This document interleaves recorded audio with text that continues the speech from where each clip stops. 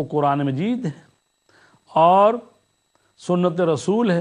البتہ ہم سنت جو ہے رسول کریم صلی اللہ علیہ وسلم کی سنت اور ان کے علاوہ باقی جو ائمہ اطہار ہیں اور جناب فاطمہ الزہرا بھی ان کو بھی شامل کرتے ہیں۔ 14 معصوموں کی جو سنت ہے اس سب کو ہم سنت کہتے ہیں۔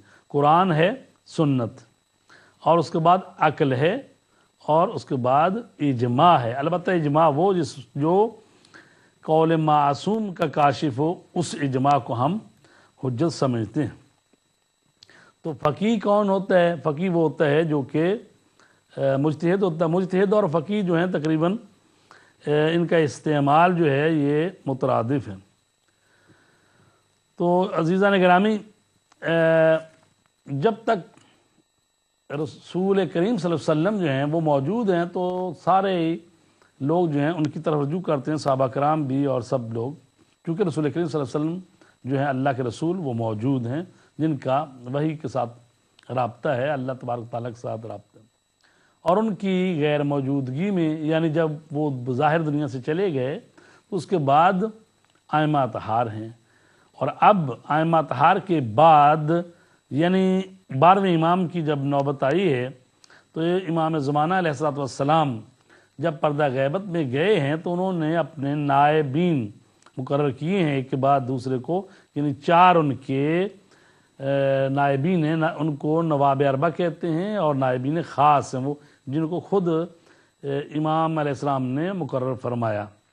اور جب آخری جو نائب تھے ان کے، آپ نے توقیع یعنی آپ کے دست مبارک سے لکھا ہوا ان کے لیے آ گیا کہ آپ نے کہا کہ آپ 6 دن کے بعد آپ کی وفات ہو جائے گی اور امور کو سمیٹیں، اور اس کے بعد نیابت عمومی ہے، نیابت خصوصی نہیں ہے، یعنی کسی کو ابھی مقرر نہیں کرنا، اب غیبت کبریٰ شروع ہو رہی ہے۔ اور امام مہدی علیہ السلام کی حدیث ہے، فرماتے ہیں وَأَمَّا الْحَوَادِثُ أَمَّا حَوَادِثُ الْوَاقِعَةِ فَارْجِعُوا فِيهَا إِلَى رُوَاةِ حَدِيثِنَا فَإِنَّهُمْ حُجَّتِي عَلَيْكُمْ أَنَا حُجَّةُ اللَّهِ۔ اور یہ حدیث جو ہے یہ شیخ صدوق نے کمال الدین میں بھی روایت کی ہے، اور اس طرح کتاب کا نام ہے احتجاج، اس کی جلد 2 صفحہ 543 پر بھی یہ حدیث آئی ہے، جس میں امام زمانہ فرماتے ہیں کہ جو بھی تمہیں حوادث اور واقعات اور امور پیش آئیں، فرجو فیہا، تو رجوع کریں ان میں ہمارے ان علماء کی طرف جو ہماری حدیثیں بیان کرتے ہیں۔ فَإِنَّهُمْ حُجَّتِي عَلَيْكُمْ، تو وہ میری طرف سے تم پر حجت ہے، وَأَنَا حُجَّةُ اللَّهِ، اور میں اللہ کی حجت ہوں۔ ایک اور حدیث ہے، وہ حضرت امام عسکری علیہ السلام سے فرماتے ہیں کہ فَأَمَّا مَنْ كَانَ مِنَ الْفُقَهَاءِ صَائِنًا لِنَفْسِهِ حَافِظًا لِدِينِهِ مُخَالِفًا عَلَى هَوَاهُ مُطِيعًا لِأَمْرِ مَوْلَاهُ فَلِلْعَوَامِ أَنْ يُكَلِّدُوهُ وَذَلِكَ لَا يَكُونُ إِلَّا بَعْضَ فُقَهَاءِ الشِّيَّةِ لَا جَمِيعَهُمْ۔ فرماتے ہیں کہ پہلی بات تو یہ ہے کہ فَأَمَّا مَنْ كَانَ مِنَ الْفُقَهَاءِ، یعنی جس کی تقلید کرنی ہے اس کو کس میں سے ہونا چاہیے؟ فقیہ ہونا چاہیے۔ یہ نہیں ہے کہ ہر شخص جو بھی 2-3 سال 4 سال پڑھ لے کسی مدرسے میں اور وہ کہے میں مفتی ہوں، نہیں، بلکہ صحیح فقیہ ہونا چاہیے جس کو دین کی گہری سمجھ بوجھ حاصل ہے۔ فَأَمَّا مَنْ كَانَ مِنَ الْفُقَهَاءِ، اور یہ بھی شرط کافی نہیں ہے، بلکہ صَائِنًا لِنَفْسِهِ، اپنے حفاظت کرنے والا ہو، اپنے نفس کو گناہوں سے بچانے والا ہو، عدالت ہو اس میں، حافظاً لدینہ، اور دین کا محافظ ہو، یہ نہ ہو کہ کسی بات پر یعنی لالچی نہ ہو کہ ایسے ہی کوئی فتویٰ دے دے جس میں اپنی ذاتی منفعت دیکھ لے، نہ، حافظاً لدینہ، دین کا محافظ ہو، مخالفاً علی ہوا ہو، اور خواہشات نفسانی کا مخالف ہو، مطیعاً لامر مولا ہو، اور اپنے مولا کے امر کا مطیع ہو۔ یہ تو وہ کوالٹیز ہیں، خصوصیات ہیں جو کہ ایک فقیہ میں ہونی چاہیے، اور یہی جامع شرائط مجتہد جو ہے اس میں یہ ساری شرطیں پائی جانی چاہیے۔ تو اب عوام کی کیا ڈیوٹی ہے؟ فَلِلْعَوَامِ أَن يُقَلِّدُوهُ، تو عوام کو چاہیے کہ تقلید کریں ان کی۔ اور پھر یہ بھی فرما رہے ہیں امام وَذَلِكَ لَا يَكُونُ إِلَّا بعض فقہاء الشیعہ لا جمیعہم، اور یہ خصوصیات جو ہیں بعض فقہاء شیعہ رکھتے ہیں، نہ تمام۔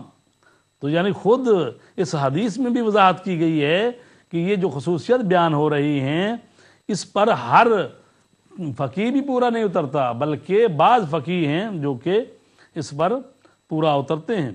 تو عوام جو ہیں ان کا کام ہے کہ وہ مجتہدوں کی تقلید کریں۔ محترم ناظرین، کیونکہ آج یہ لائیو درس فقہ کا پہلا پروگرام ہو رہا ہے، تو آپ اگر چاہیں، آپ کوئی مسئلہ، آپ نے فقہی مسئلہ پوچھنا ہے، اور انشاءاللہ ہم آج سے یعنی تقلید کا موضوع جو ہے وہ رہے ہیں، اگر موضوع کی مناسبت سے ہو تو بہت ہی اچھی بات ہے، لیکن بہرحال اگر فقہی مسئلہ ہے تو موضوع کی مناسبت سے نہ بھی ہو تو ہم جواب دینے کے لیے حاضر ہیں۔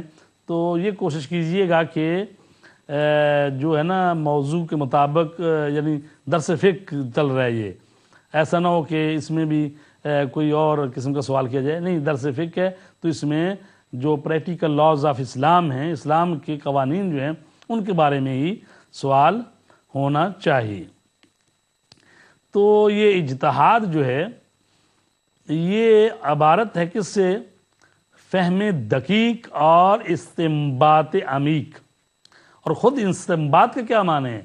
استنباط جو ہے وہ نبتا کے مادے سے ہے۔ معنی کیا ہے اس کا؟ نبتا کا معنی کیا ہے کہ یہ پانی کو زمین کی تہ سے نکالنا۔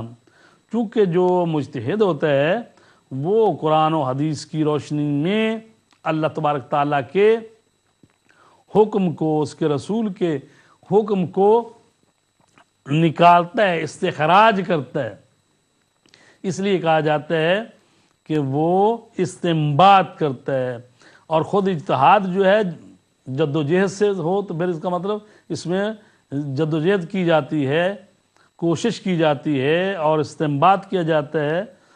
تو جو مجتہد ہے وہ حکم کو ایجاد نہیں کرتا، استنباط کرتا ہے۔ استنباط کا مطلب قرآن و حدیث میں جو حکم نہ ہو صریحاً، کیونکہ اگر صریحاً حکم موجود ہے تو پھر تو اجتہاد کرنے کی ضرورت ہی نہیں ہے، اس لیے کہ صریح حکم ہے، قرآن مجید میں آیا ہے یا سنت قطعیہ میں ایک حکم موجود ہے، تو پھر تو اس حکم کو پڑھ کے سنا دیا جائے گا لوگوں کو فقیہ کی طرف سے کہ یہ حکم پہلے ہی آلریڈی موجود ہے، یا لوگ خود ہی جانتے ہوں گے۔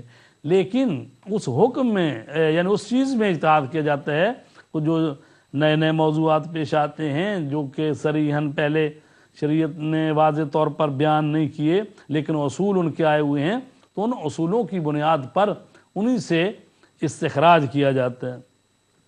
تو عزیزان گرامی، مجتہد جو ہے وہ تقریباً 20-25 سمجھے پی ایچ ڈی کی ہوئی ہوتی ہیں اس نے، چونکہ اس کو قرآن، تفسیر، حدیث، صرف و نحو، فلسفہ، منطق اور بہت سارے علوم جو ہیں، علم رجال ہے، درایا ہے، اور تقریباً 25-26 علوم بنتے ہیں، ان سب پر اس کو تسلط ہونا چاہیے، ماہر ہونا چاہیے، تب جا کے وہ اس قابل ہوتا ہے کہ قرآن و حدیث سے حکم خدا کو استخراج کر سکے۔ یہ ہر آدمی کے بس کا روگ نہیں ہے۔ تو اجتہاد کرنا ہر ایک کے بس کا روگ نہیں ہے، تو جب یہ نہیں کر سکتے تو کیا کریں پھر؟ ظاہر ہے کہ انسان نہ خود مجتہد ہو اور نہ احتیاط پر عمل کر سکتا ہو، تو اس کے لیے تیسرا ہی راستہ رہ جاتا ہے کہ پھر وہ تقلید کرے، اور ائمہ نے فرمایا ہے کہ تقلید کریں۔ اور یہ تقلید جو ہے ایسا مسئلہ ہے کہ یہ عقلی مسئلہ ہے۔ ہر نہ جاننے والا جو ہے